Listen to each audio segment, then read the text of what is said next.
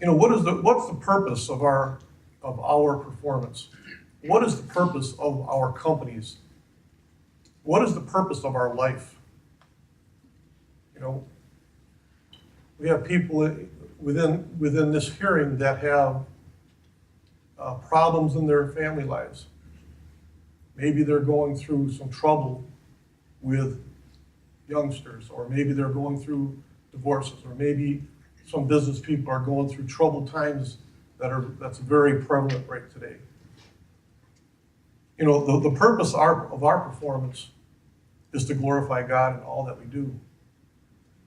He's with you when you have Christ in your heart. When you rely on Him, He teaches you how not to want that big Magnum truck. He teaches you wisdom. He teaches you how to count on Him for things. He knows that you want a Cadillac. He knows the desires of your heart. But maybe He wants you to own that 5-year-old Pinto first, so that you learn about not going into debt. It's all about trusting in Him. Somebody the other day said to me, we were standing up on the platform here, and I was telling him about our chart, and he points to that low point at 1990 right there, and he says, I want to know how you got from there to where you're at today. Well, that's what this is all about here.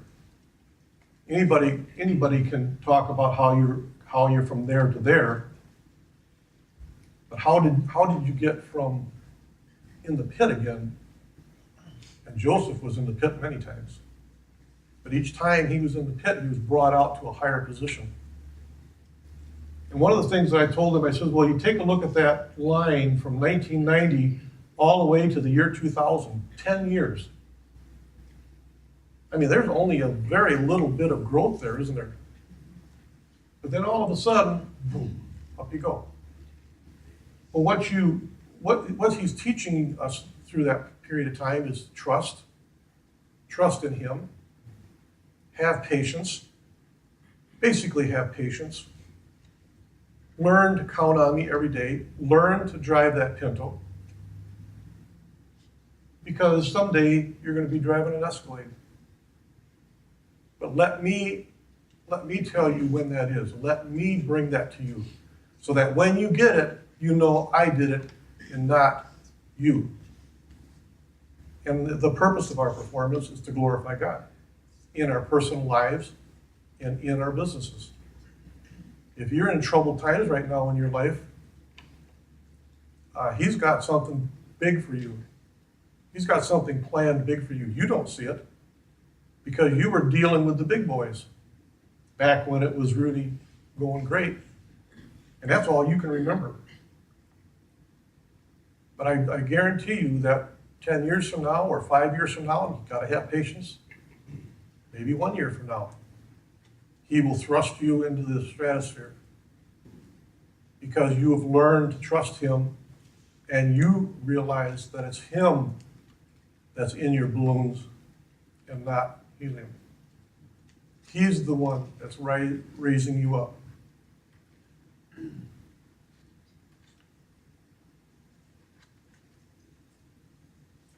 Did you know that God is the biggest giver of all? He's the biggest giver of all. John 3:16 says it. For God so loved the world that He gave His only begotten Son. Whoever shall believe on Him shall not perish but have everlasting life. If you get that, everything else in your life will be a whole lot better. Number one, you're taking care of your eternity. Life on this earth is very, very short. It was just yesterday when Nancy and I and the kids started this company. In fact, the kids were watching the younger kids and keeping them out of the way while we were answering phones out of our kitchen table. And all of a sudden, it's now 34 years later. Like overnight. Like overnight. And we think different today, and things are different today. But so So time is short on this earth. And this is the only time that we got to get our eternal life in order. You were created an eternal being. God created you with eternity in mind. You're never going to die. Your body may give out, but who you are, what you remember, your soul, your spirit, lives for eternity. And you will live in a brand new body. How do we know that? Because that's exactly what happened to Christ. He died, he was buried, God rose him again from the dead. Brand new body. So the things that we do here on earth right now, not only is to feed our family and to get that new Cadillac or all the desires of our heart, but it is to tell other people and to bring other people to him. Because we're going one of two places. You're going to go to heaven or you're going to go to hell. You won't hear that in a lot of places.